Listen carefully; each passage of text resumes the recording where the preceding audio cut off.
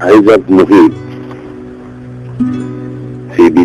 في بداية خمسينيات القرن الماضي، حيث كان الفلاح المصري يعد رعية لدى الإقطاع وخادما لأصحاب الأموال من الأجانب والمصريين، فبدأ يتنفس الصعداء في أعقاب ثورة يوليو المجيدة ليتملك أفدنة من الأراضي البور والمؤهلة للزراعة، حيث وفد إلى هنا نفر قليل ممن ضاق بهم العيش في مواطنهم، يبتغون سعة في المال والرزق بشراء أرض من أملاك الدولة بالأقساط المريحة ينبت فيها القمح إذا ما صادفته الأمطار أو قليل من مياه الصرف المنصبة في مسرح المحيط، ثم تستجيب الأرض لأنات السواقي ولفات الطنابير، وتزداد الوفود من السكان والذين كونوا لأنفسهم تجمعات عمرانية صغيرة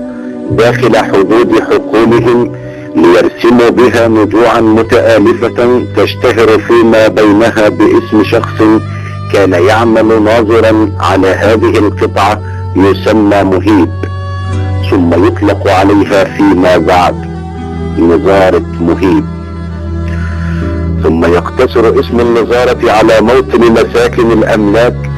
ويطلق على ما حولها عزب مهيب. ومثل هذه العزب كمثل غيرها من قرى مصر، والتي امتلأت فيما بعد بكثافة السكان مترامية الأطراف، تبدأ شمالا بعبد الحافظ، ثم تتناثر جنوبا على جانبي ترعة النحال إلى النظارة، ثم أبو سعدة، ثم علي جاويش، ثم عزام، وينتج عن تفريعات النحال على الضفتين تجمعات مطاوع ومنصور مبارك ومغازي محمود وغيرها، وتندرج جميعها تحت مسمى عزب مهيب. ثم يأتي زمن الفساد في الحكم المصري على أهالي مهيب، وهم في أمس الحاجة إلى ضروريات الحياة من المرافق والخدمات، فباتت من ضحايا الإهمال، وقدرها أن تدفع ضريبة فساد لنظام لا يقدر مسؤوليته تجاه محرومين ولا تهزه صرخات مظلومين. فتقع منطقة مهيب في قبضة الثلاثي المرعب: الجهل والفقر والمرض، مع كثرة صحوات جيل سابق برجال قدموا الجهاد بالنفس والمال لتوفير مياه الري ووصول أول قطرة مياه صالحة لشراب الإنسان، تسافر 10 كيلومترات من محطة تكرير أبو غنيمة إلى مهيب عبر خط أقاموه بالجهود الذاتية ليسعدوا به أياما، وتجف منها المواسير قرابة 17 عاما، فكان للشرب من الترع والمصارف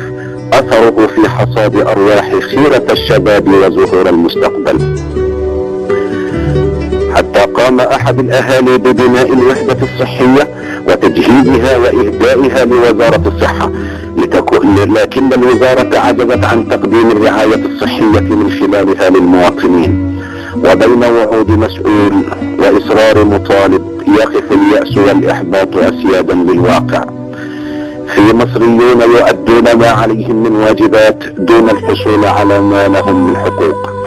يبدأ ظلام الليل مع بداية فصل الشتاء حيث لا طريق لهم ولا مأوى، حتى تشرق فجر الصيف في ألم ومعاناة.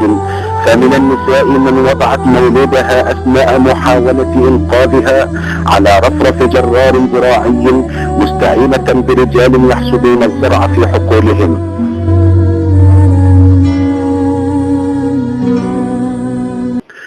ومنهم من أمرها الطبيب أن توفر شربة ماء نظيفة لولدها أثناء علاجه، فعجزت عنها حتى أسلمته للموت. 5 مساجد بالجهود الذاتية تسلمتها وزارة الأوقاف دون أن تساهم ببناء دورة مياه واحدة. وزارة الداخلية تأبى أن تنقل لهم صناديق الانتخابات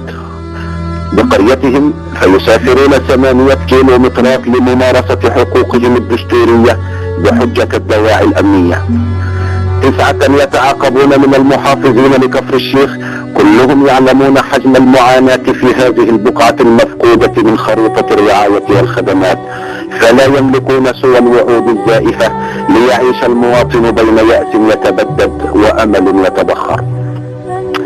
إلى أن أتت ثورة يناير المجيدة بفكر شبابي يفخر به كل شاب في مهيب تواصل على الفيسبوك مع كل الشرفاء بالفكرة والكلمة، لتكون إيزانا بمولد قرية مصرية نموذجية تشرق شمسها من أرض مهيب،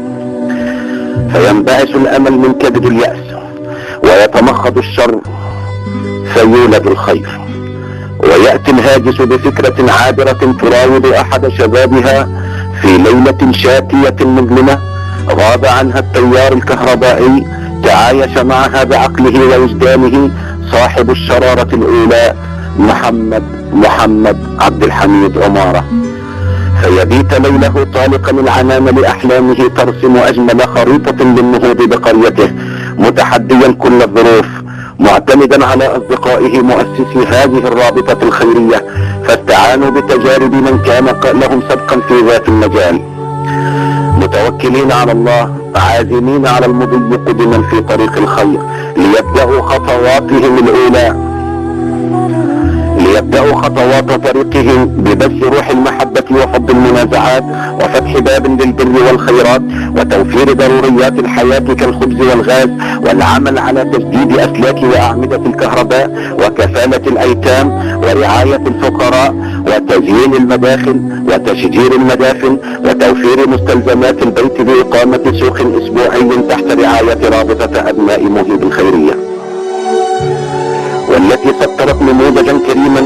يحتذى به يتلقفه الشباب من مختلف ربوع مصرنا الحبيبة من خلال منتديات أبناء مهيب على شبكة الانترنت لتطبيقه عمليا في قراهم المحرومة، فتحية وتقديرا لرابطة أبناء مهيب الخيرية، وشكرا لها أن أتاحت لنا اليوم فرصة المشاركة في عمل خير نتاجر فيه مع الله.